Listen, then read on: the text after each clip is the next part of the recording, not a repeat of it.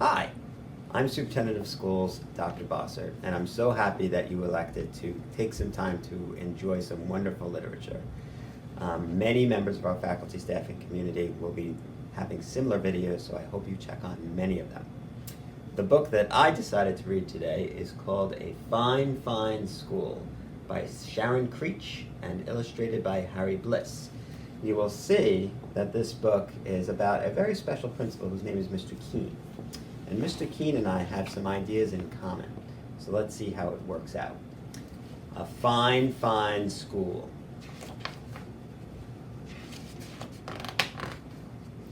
Mr. Keene was a principal who loved his school.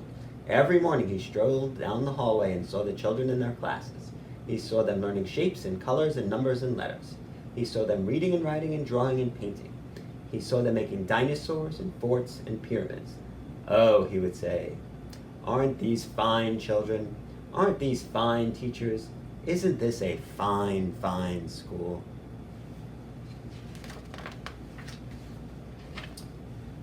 Near Mr. Keene's school, Tilly lived with her parents and her brother and her dog, Beans, in a small house next to a big tree.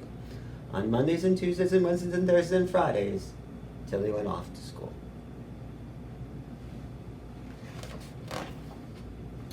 At school, Tilly learned her shapes and colors and numbers and letters. Sometimes when she saw Mr. Keene standing in the hallway, he waved. Aren't these fine children, he would say to himself. Aren't these fine teachers? Isn't this a fine, fine school? On weekends, Saturday and Sunday, Tilly climbed her favorite tree, and she took Beans on walks and threw him sticks, and she pushed her brother on a swing and tried to teach him how to skip. But on Mondays and Tuesdays and Wednesdays and Thursdays and Fridays, Tilly went off to school. Beans and her brother did not like to see her go. Hurry, hurry, hurry home, her brother called. One day, Mr. Keene called all the students and teachers together and said, "This is such a fine, fine school. I love this school. Let's have more school. From now on, let's have school on Saturdays too." The teachers and students did not want to go to school on Saturdays, but no one knew how to tell Mr. Keene that. He was so proud of the children and the teachers and all of the learning they were doing every day. And so that Saturday, Tilly set off for school. But it's Saturday. What about the swings, her brother called. The following month, Mr. Keene announced, "This is such a fine, fine school. I love this school. Let's have more school. From now on, let's have school on Sundays, too." The teachers and students did not want to go to school on Sundays, but no one knew how to tell Mr. Keene that. He was so proud of the children and the teachers and all the learning they were doing every day. And so, that Sunday, Tilly set off for school. But it's Sunday. What about the skipping, her brother called. The following month, Mr. Keene called everyone together and said, "This is such a fine, fine school. I love this school. Let's have more school. From now on, let's have school on holidays, too.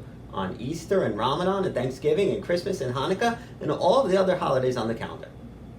The teachers and students did not want to go to school on the holidays, but no one knew how to tell Mr. Keene that. He was so proud of the children and teachers and all of the learning they were doing every day. And so on Christmas, Tilly set off for school. "But it's Christmas. What about Christmas?" her brother called. The following month, Mr. Keene called everyone together and said, "This is such a fine, fine school. I love this school. Let's have more school. From now on, let's have school in the summer, too. All summer long, every single day."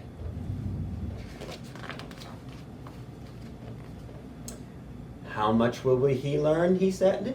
"We can learn everything. We will learn about numbers and letters, colors and shapes, the Romans and the Egyptians and the Greeks. We'll learn about dinosaurs and castles and everything. We'll learn everything." The teachers and students did not want to go to school on Saturdays and Sundays and holidays and all summer long, every single day. But no one knew how to tell Mr. Keene that. He was so proud of the children and the teachers and all of the learning they were doing every day.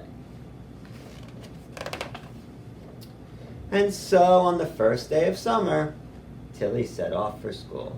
"But it's summer. What about summer?" her brother called. And that day, Tilly went to see Mr. Keene. She stood in his office in front of his desk. "What a fine, fine school this is," Mr. Keene said. "What amazing things everyone is learning."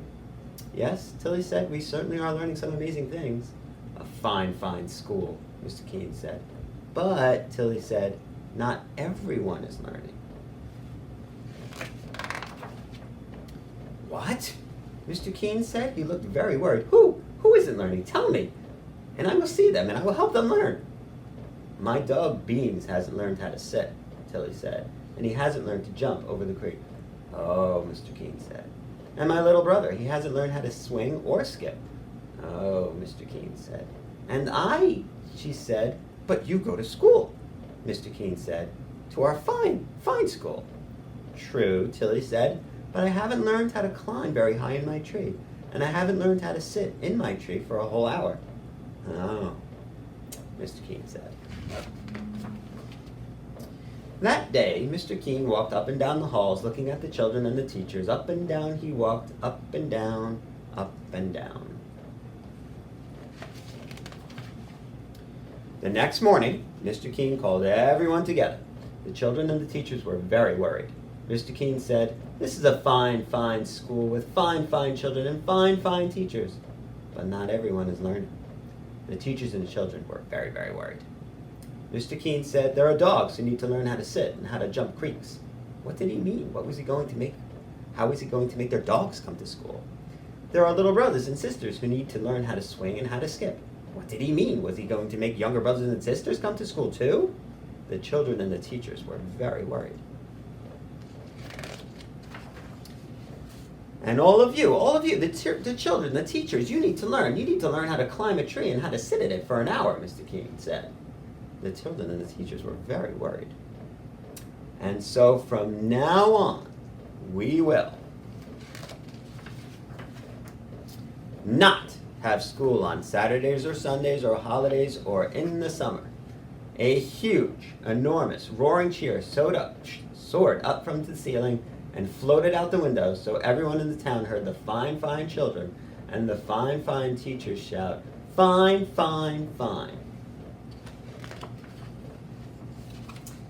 And the fine, fine children and the fine, fine teachers lifted Mr. Keene up, and they carried him down the hallway and out the doors and through the town, up and down, in and out. And everywhere they went, the people said, "What a fine, fine school, with such fine, fine teachers and fine children and a fine, fine principal." Thus concludes A Fine, Fine School. I hope you enjoyed the story. For those watching in the summer, I hope you are having a wonderful summer and you're climbing trees and teaching your dog to sit and doing all those other wonderful things that we do when we're not in school. Some of us will be in school, so if you want to visit and say hello, please do. We kind of miss you when you're not here. See you soon.